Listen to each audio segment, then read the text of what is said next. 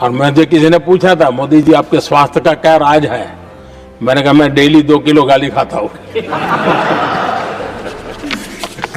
2014 से मैं जब यहां आया तब से पिछले 25 साल से संसद का एक भी सत्र ऐसा नहीं गया, मोदी संसद का सदस्य नहीं था, एक भी सत्र ऐसा नहीं गया जिसमें इस सदन के अंदर मोदी को गाली देने का काम न किया हो इन लोगों ने। 25 मोहब्बत की दुकान खोलने वाले मोदी तेरी कब्र खुदेगी के नारे लगा रहे हैं जी। ये कौन सी मोहब्बत की दुकान है जो देश के ही किसी नागरिक के कब्र खोदने के सपने देखती हो? आदरणीय सभापति जी,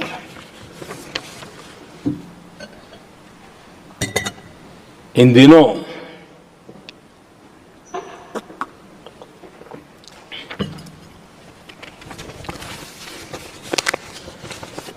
और वैसे कांग्रेस के हमारे साथियों का मुझ पर जरा विशेष प्रेम है, वो स्पेशल प्रेम है। और जब मैं जिम्मेवारी जो मिली है उसके तहत, और जिम्मेवारी न मिलती तो भी देश के लिए जीना तुमने सीखा है। हम विकसित भारत की जमीन मजबूत कर रहे हैं, उसको एक ताकत दे रहे हैं। एक तरफ देश के युवाओं के लिए मजबूत जमीन तैयार कर रहा हूं, तो कांग्रेस मोदी की कब्र खोदने के कार्यक्रम करवा रही है। और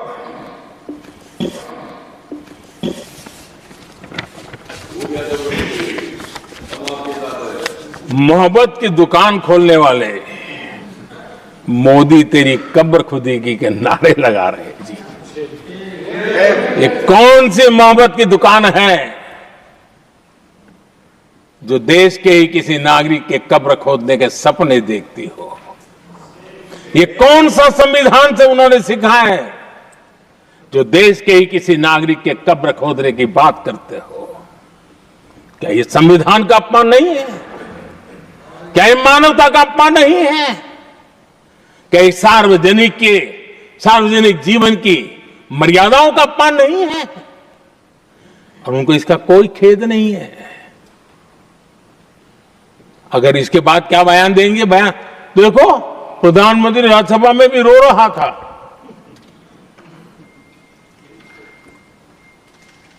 किस प्रकार के संस्कार और वृत्तियों से पले बड़े लोग हैं ये। आदरणीय सभापति जी, मेरे लिए कोई अनुभव मेरा बहुत पुराना है। 2002 से जब वे विपक्ष में थे तब से, और 2004 से जब वो सत्ता में आए तब से, और 2014 से मैं जब यहां आया तब से पिछले 25 साल से संसद का एक भी सत्र ऐसा नहीं गया, मोदी संसद का सदस्य नहीं था, एक भी सत्र ऐसा नहीं गया जिसमें इस सदन के अंदर मोदी को गाली देने का काम न किया हो इन लोगों ने। 25 साल। और मुझे किसी ने पूछा था, मोदी जी आपके स्वास्थ्य का क्या राज है? मैंने कहा मैं डेली 2 किलो गाली खाता हूं।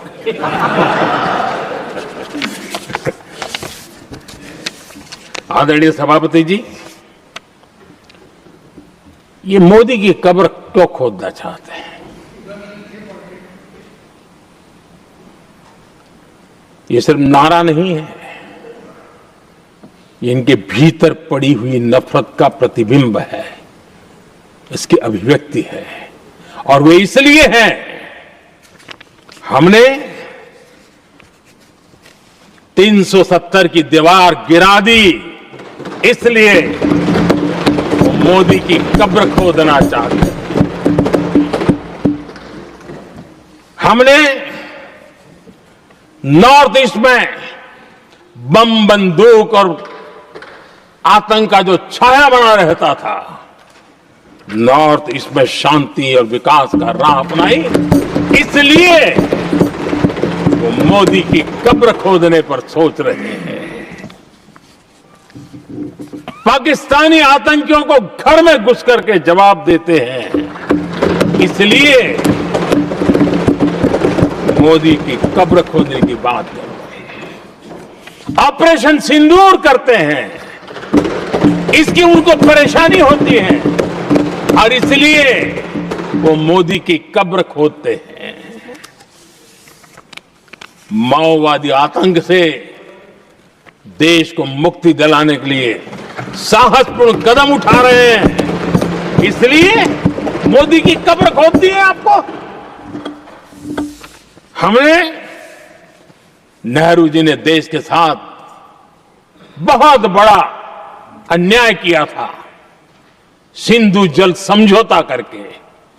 उस सिंधु जल समझौते को हमने एबेंस में डाल दिया। क्या इसलिए आप मोदी की कब्र खोदने के नारे लगा रहे हो? आदरणीय सभापति जी, कांग्रेस की परेशानी कुछ और है। ये पचा नहीं पा रहे कि मोदी यहां तक पहुंचा कैसे, और उनकी परेशानी बढ़ती जा रही है कि भाई पहुंचा तो पहुंचा, लेकिन अब तक टिका क्यों है? और इसलिए वे एक ही रास्ता उनके लिए बचा हुआ लग रहा है कि मोदी तेरी कब्र खुदेगी। आदरणीय सभापति जी, ये तो मान करके बैठे थे। उनका लोकतंत्र, संविधान का कोई लेना देना नहीं। उनको तो लगता है कि प्रधानमंत्री पद उनके परिवार की जागीर है, उस पर कोई और बैठ नहीं सकता। ये जो उनके भीतर में नफरत पड़ी हुई है ना, मोहब्बत की दुकान में जो आग भरी पड़ी हुई है ना, उसका परिणाम है। और इसीलिए कोई क्यों बैठा, हमारा पैतृक अधिकार था, इसलिए मोदी की कब्र खोदने का नारा लेकर के वो चल रहे हैं। आदरणीय सभापति जी, कांग्रेस के शाही परिवार को देश ने दशकों तक अवसर दिया है, ऐसा नहीं है। देश ने आपके लिए भी अपना भविष्य दांव पे लगाया था, लेकिन आपने गरीबी हटाओ के नारे लगाए, गुमराह किया। लाल किले पर से कांग्रेस के एक भी प्रधानमंत्री के भाषण में गरीबी हटाने की बात ना आई हो, ऐसा नहीं हुआ है। लेकिन किसी भी प्रधानमंत्री ने गरीबी हटाने के लिए क्या किया, वो एक बार भी नहीं आया। वो नारे से अधिक कुछ नहीं था उनका। और मोदी ने रास्ता अपनाया गरीब को एम्पावर करने का, गरीब को सशक्त करने का। और मेरे देश के गरीबों को मैं सलाम करता हूं, उन्होंने देश की योजनाओं को समझा, स्वीकारा और अपने सामर्थ्य को बढ़ाने के लिए प्रयास किया। मैं देश के गरीबों का गौरवगान करता हूं कि हमारी नीतियों पर भरोसा करके, हमारी नीयत पर भरोसा करके उन्होंने भी अपने आप को खपाने के लिए कोई कमी नहीं रखी। और 25 करोड़ मेरे गरीब परिवार के भाइयों ने गरीबी को परास्त किया और खुद गरीबी से बाहर आए हैं। मैं उनको सलाम करता हूं। मेरे 25 करोड़ देशवासी जो निराशा में पड़े हुए थे, दूर एक आशा की किरण दिखाई दी, उठ खड़े हुए और आज हमारे साथ चल पड़े। आदरणीय सभापति जी, 2014 के पहले इम्प्लीमेंटेशन की बातें करते थे। हमारे यहां सैकड़ों लोग रेलवे क्रॉसिंग पर मरते थे। स्कूल की बस रेलवे क्रॉसिंग से जा रही है, 20-20, 25-25 स्कूल के बच्चे मरने की खबरें आती हैं।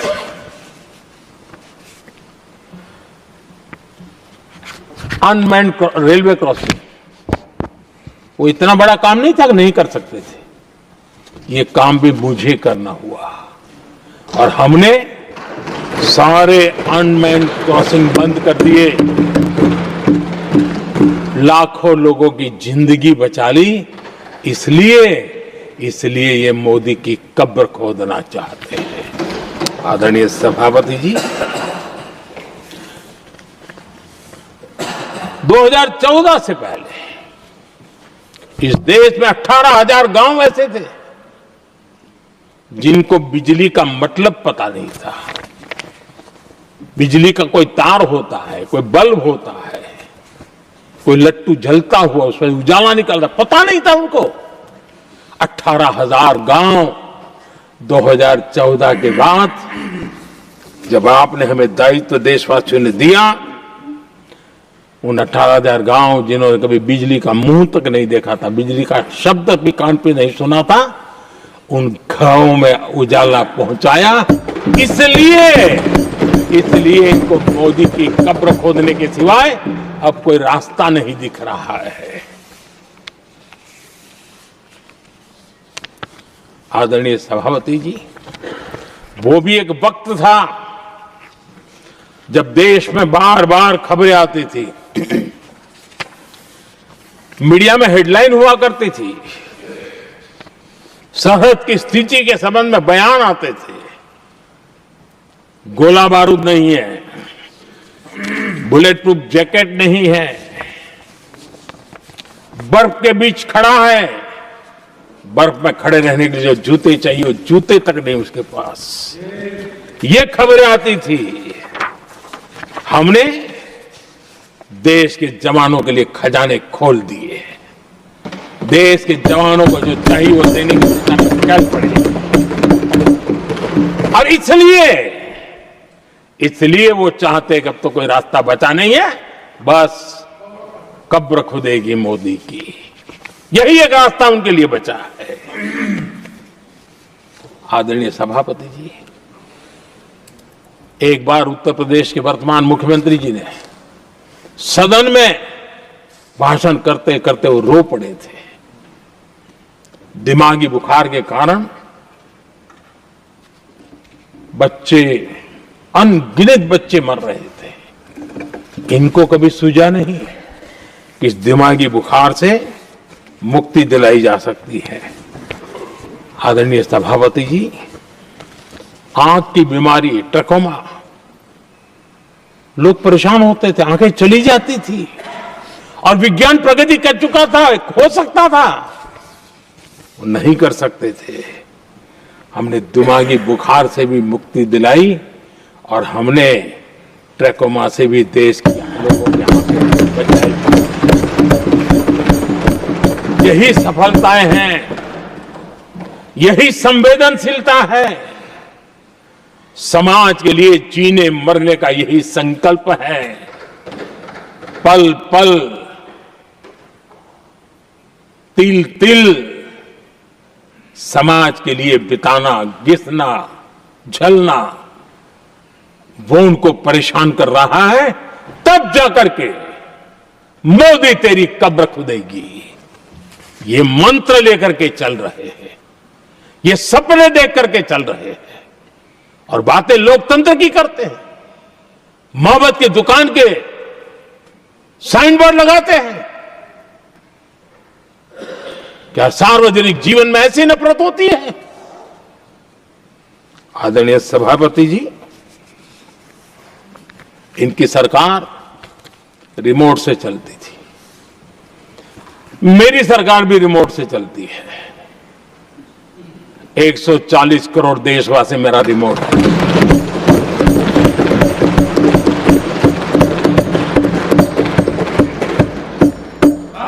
एक 140 करोड़ देशवासियों के सपने, 140 करोड़ देशवासियों की आकांक्षाएं, देश के नौजवानों के संकल्प इनके लिए हम जीते हैं, इनके लिए सरकार चलाते हैं। सत्ता हमारे लिए सुख का रास्ता नहीं है, सत्ता हमारे लिए सेवा का माध्यम है।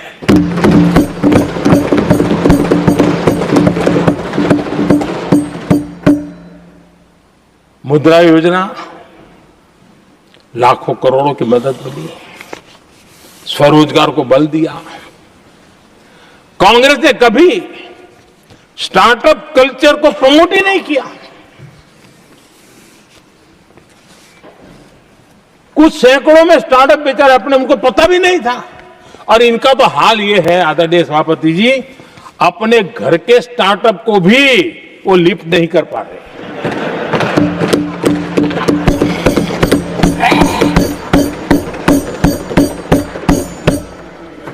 और हमारी सरकार में आज 2 लाख से ज्यादा स्टार्टअप है।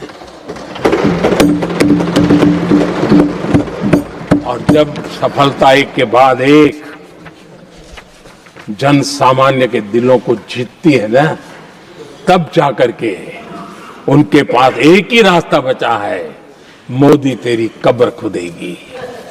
लेकिन उस हमारा याद कीजिए, बीएसएनएल को लेकर के चुटकुले चलते थे, कार्टून बनते थे।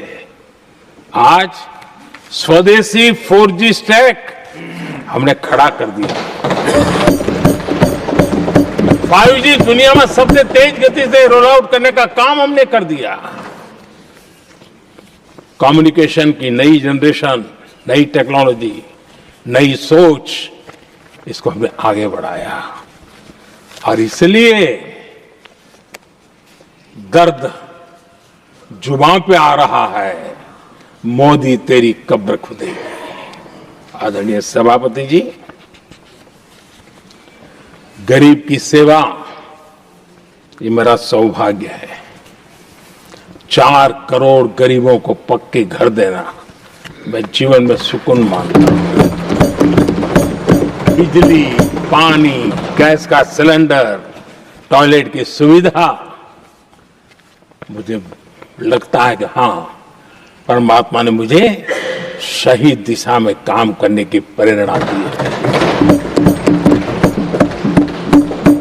पहली बार गांव की महिला गर्व से कह रही है, हाँ मैं लखपति दीदी बनी हूं। तो दूसरी कह रही है, इस साल तक मैं लखपति दीदी बन जाऊंगी। जो बन गई है उनको जब पूछता हूं, नहीं बोले साहब अब तो करोड़पति के लिए सोच रहे हैं। ये जो मिजाज बदला है, जो आत्मविश्वास बढ़ा है, और ऐसे देश के कोटि कोटि जनों के आशीर्वाद जिस इंसान पर हो, कोटि कोटि माताओं बहनों का जिस पर रक्षा कवच हो, नारे कितने ही लगा लो, कब्र तुम नहीं खोद पाओगे। ये देश की शक्ति, आशीर्वाद रूपी कवच, माताओं बहनों का मेरे प्रति जो भाव रहा है, जिस श्रद्धा भाव से मैंने माताओं बहनों की सेवा करने का काम किया है, जिनको कोई पूछता नहीं था, उसको मोदी पूजाता है। यही करना है, और ये आशीर्वाद ही है जो इनको चूभते हैं, और इसलिए कब्र खोदना चाहते हैं।